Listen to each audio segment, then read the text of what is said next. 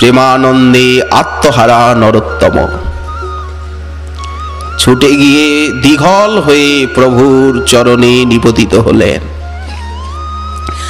স্নেহ ভরে ভূতলের থেকে উঠিয়ে প্রভু সেই হেমদণ্ড বিনিন্দিত ভুজযুগলে আকর্ষণ করে কঠিন্দ সুশীতল বক্ষের সমালিঙ্গন দান করলেন। নিবিড় পরশ স্নেহ ভরে আদেশ করছেন, নরোত্তম তুমি অতি শীঘ্র শ্রী বৃন্দাবনে গমন করো। সেইখানে আমার প্রিয় লোকনাথ আছেন, তার চরণে তুমি আত্মনিবেদন করো। এই দেখুন, প্রেম তো প্রাপ্তি হয়েই গেছে। আগে প্রেম, পরে সাধনা। এ আশ্চর্য গৌর পরিকরগণের চরিত্র। আগে তো সাধনা, পরে তো প্রেম। কিন্তু এখানে আগে প্রেম, আগে সিদ্ধি, পরে সাধনা। স্বপ্ন ভঙ্গ হয়ে গেল। শয্যায় বসে নরোত্তম কাঁদছেন। কি দেখলাম? সেই স্বর্ণিম কনক কেতকী কান্তি জাগ্রত দশায়ও যে চারিদিকে দেখা যায়। সেই গৌরাঙ্গের স্বর্ণচ্ছটা একবার যার নয়নে লেগেছে, তিনি শয়নে স্বপনে জাগরণে সেই কান্তি দেখেন। কারণ ওটা শ্রী রাধারানীর কান্তি, দেখলেই প্রেম হয়। আর গৃহে স্থির থাকতে পাচ্ছেন না, ছটফট করছেন। এক অহিন্দু জায়গিদারের নিমন্ত্রণ, তার ওখানে যেতে হবে। সর্বদা সতর্ক প্রহরীরা নরোত্তমকে পাহারা দেয়। কি করে উনি গৃহত্যাগ করবেন? পিতামাতার সেই স্নেহ মমতার বেড়া জাল কি করে উনি ভেদ করবেন? বাইরে না এলে হবেও তো না। নিগরিত থাকলে, শৃঙ্খলিত থাকলে তো হবে না তাদের স্নেহ মমতায়। সেই অহিন্দু জায়গিদারের ওখানে যাচ্ছেন নিমন্ত্রণ রক্ষা করতে। রাজকুমার, সুকুমার, সঙ্গে প্রহরীরা আছে। ছায়ার মতো ওরা ছাড়ে না, নজরবন্দি। মধ্যরাত্রি প্রহরীরা ঘুমিয়ে পড়েছে।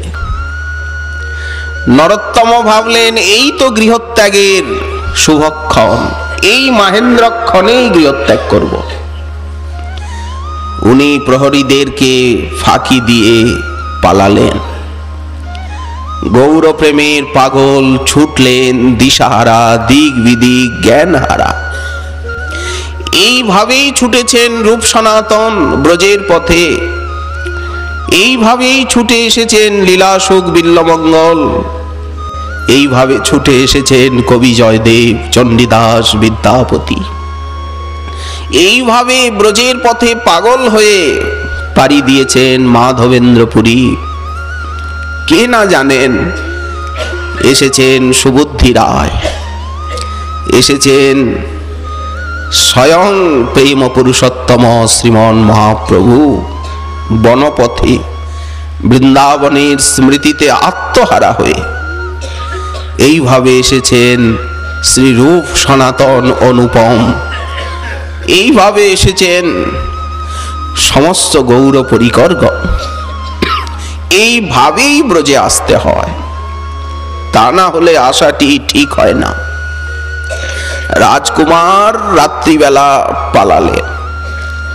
ছুটছেন ছুটছেন ছুটছেন বনপথে উপপথে। 15 দিন ঊর্ধ্বশ্বাসে চললেন কুগ্রাম দিয়ে দিয়ে। পাছে আমায় কেউ চিনে ফেলে, ধরে ফেলে, আমায় বৃন্দাবনে যদি যেতে না দেয়। এইবার 15টা দিন কাটলো, ভাবলেন আর চিন্তা নেই, এইবার রাজপথ ধরে এগোচ্ছেন। এলাম কি সেই বৃন্দাবনে? দেখি শোভা মধুপুরী, প্রেমে পরে ঘুরি ঘুরি। এই কি সেই বৃন্দাবন যে আজন্ম যার কথা শুনছি? এই কি সেই চিন্ময় অপ্রাকৃত দিব্য ভূমি, কৃষ্ণলীলা নিকেতন, বচনের অগোচর বৃন্দাবন লীলাস্থল, সপ্রকাশ প্রেমানন্দ ঘন। এখানকার স্থাবর জঙ্গম, গুল্মলতা, পশু পক্ষী, প্রতিটি রেণুকণা প্রেম রসে বিভাবিত।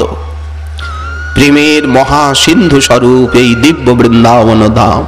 এলাম কি সেইখানে?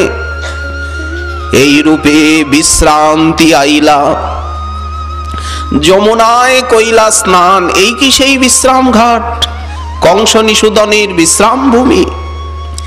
এই কি সেই কলিন্দ কন্যকা, কৃষ্ণপ্রিয়া কালিন্দী? বিশ্রাম ঘাটে স্নান করে সহসা এক ব্রাহ্মণের সঙ্গে দেখা। ব্রাহ্মণ বললেন, কোথায় যাবে, কোথার থেকে এসেছো? নরোত্তম বললেন, বৃন্দাবনে।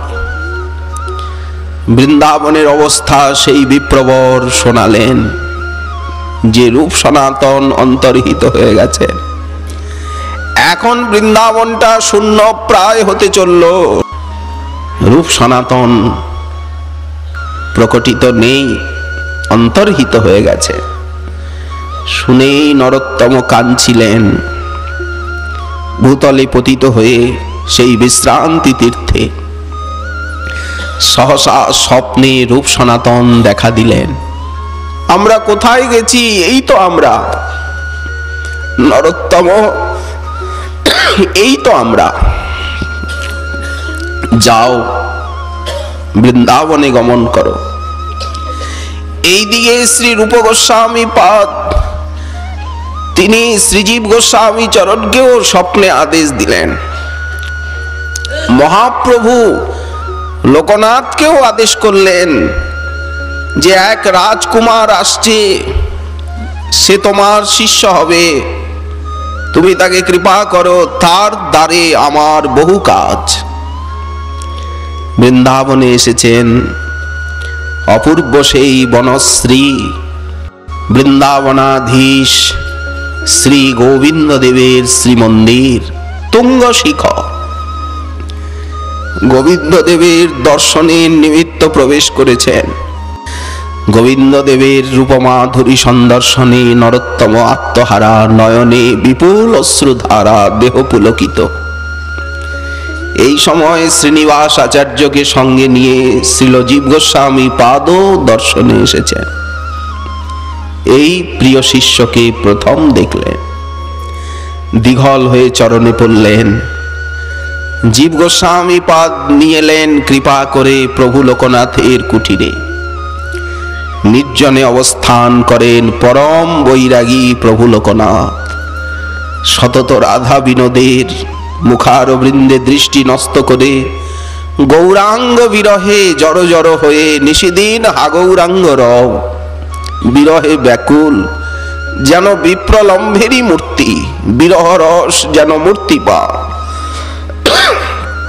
চরণে পতিত হলেন লোকনাথ। লোকনাথের নরোত্তম প্রাণনাথ কর প্রভু আত্মসাৎ। লোকনাথ প্রভুকে বলা হয় নরোত্তমের প্রাণনাথ, প্রাণীশ। চরণে নিপতিত হলেন। জীব গোস্বামী পাদ পরিচয় দিলেন, মহাপ্রভু তো ইতিপূর্বে স্বপ্নে আদেশ করেছেন নরোত্তমকে সেই দাত্রিংশত অক্ষরাত্মক যে মহামন্ত্র, সেই মহামন্ত্রে জপ করতে উপদেশ দিলেন প্রভু লোকনাথ, যে মহামন্ত্র জপ করো কিছুদিন। আগেই তো দীক্ষা নয়, আধার প্রস্তুত হবে তো। শুভ দিনে জীব গোস্বামী পাদ শাস্ত্র অধ্যয়ন প্রারম্ভ করালেন। কিন্তু দীক্ষা কি শুনলাম? গুরুদেব প্রতিজ্ঞা করেছেন যে উনি শিষ্য করবেন না। কি করে গুরুদেবের কৃপা পাবো? ভক্ত ভক্তি বুদ্ধি যোগায়, শ্রদ্ধা বুদ্ধি জুগিয়ে দেয়। সেই মধ্যরাত্রে গিয়ে যেখানে প্রভু লোকনাথ বহির্দেশে যান, সেই স্থানটি ঝাড়ু করেন, সম্মার্জনী করে পরিষ্কার করে উত্তম মৃত্তিকা সেইখানে রজেনে রাখেন। আর সেই সম্মার্জনীটি বুকে নিয়ে অশ্রু ধারায় ভেসে যান, হা গুরুদেব, কবে তোমার কৃপা লাভ করব। কিভাবে গুরু কৃপা লাভ করা যায় বিশ্ব দেখুক, কিভাবে সেই প্রেম অর্জন করতে হয় এই বৃন্দাবনে এসে সাধনা করে জগৎ দেখুক, শ্রদ্ধা নয়ন মেলে। সেই ঝাড়ুটি বুকে নিয়ে কাঁদেন। হঠাৎ লোকনাথ প্রভু মনে মনে ভাবছেন, প্রথমে অত উনি ধ্যান দেননি, মনে মনে ভাবছেন কে এই রকম নিত্য এই স্থান পরিষ্কার করে, এই নিজ সেবা কি কোনো ব্রজবাসী? তাহলে তো ভয়ঙ্কর অপরাধ হবে। কোন কি বৈষ্ণব? কারণ ব্রজবনবাসী বৈষ্ণবগণ কারো সেবা নিতে চান না। যতক্ষণ দেহে সামর্থ্য আছে কারো সেবা নেওয়াটা অলসতারই চিহ্ন। সেবক আবার কার সেবা নেবে? দাসের আবার দাস কি, শিষ্যের আবার শিষ্য কি? এই অভিমানে তারা আত্মহারা, দৈন্যের মূরতি। তারা যে কারো সেবা নেন না, তৃণাদপি শ্লোকে আঘাত হবে। এই জন্য লোকনাথ প্রভু ভীত হয়ে পড়লেন, কে এই সেবা করে? আজকে উনি সেই চোরকে ধরবেন। মাঝ রাত্রেই এসে উপস্থিত। যখন উনি বহির্দেশে যান সেই ব্রাহ্ম মুহূর্তে, তার আগেই উনি মাঝরাত্রে এসেছেন। ফুটফুটে জ্যোৎস্না। আজ বৃন্দাবন জ্যোৎস্না কিরণে সমালোকিত। দিনটি হচ্ছে হিলদল পূর্ণিমা, শ্রাবণী পূর্ণিমা। উনি দেখছেন গাছের আড়ালের থেকে কে যেন এলো অন্ধকারে, ওই যে সম্মার্জনী করছে, ওই যে। এ কি? সেই ঝাড়ুখানা বুকে নিয়ে, হা গুরুদেব, হা প্রভু লোকনাথ, কবে তোমার কৃপা পাবো? ওই যে কাঁদছে। কে? কে? জ্যোৎস্নার আলো ঠিকই, কিন্তু বনের ভিতরে তো। হঠাৎ লোকনাথ প্রভু আড়ালের থেকে বেরিয়ে সামনে এসে গেছেন। যুবক হকচকিয়ে উঠল, নেত্র মেলে দেখল তার সেই প্রাণেশ্বর সামনে দণ্ডায়মান, নিজ অভীষ্ট দেব। দণ্ডায়মান হয়ে চরণে পড়ল, ক্ষমা করুন, অপরাধী আমি। লোকনাথ প্রভু ভালো করে তাকিয়ে দেখলেন, ও দীক্ষা প্রার্থী সেই রাজকুমার, রাজশাহী জেলার গরানহাট পরগনার। ও তুমি এই কাজ করো? কাঁদছিলে তুমি? রাজকুমার কেন কাঁদবে? কিসের অভাবে রাজকুমার কাঁদে? তখনও নরোত্তমের নয়নে অশ্রুধারা। গুরুদেব, কবে আপনার কৃপা পাওয়ার যোগ্য হব? অযোগ্য, অযোগ্যকে আপনি নিজ সেবার যোগ্য করে নিন। লোকনাথ প্রভু গম্ভীর হয়ে গেলেন, খানিকক্ষণ চুপ করে দাঁড়িয়ে আছেন। বললেন, আজ শ্রাবণী পূর্ণিমা, শুভ দিন। যমুনায় স্নান করে অমুক সময়ে রাধা বিনোদের কুঞ্জে আসবে। এই বলে ত্রস্ত চরণে তিনি স্বস্থানে সকুটিরে চলে গেলেন। আজই নরোত্তমের মনোবাসনা পূর্ণ হবার সেই স্বর্ণিম মুহূর্ত উপস্থিত হল চিন্তামণিময় ধামের অপূর্ব কৃপায়। স্নান করে এলেন, রাধা বিনোদের সামনে সেই নিভৃত নিকুঞ্জে যমুনা তটে গুরুদেব করুণা করে আর অষ্টাদশাক্ষর কিশোর গোপাল মন্ত্রে দীক্ষিত করলেন। আরম্ভ হলো ভজন জীবন।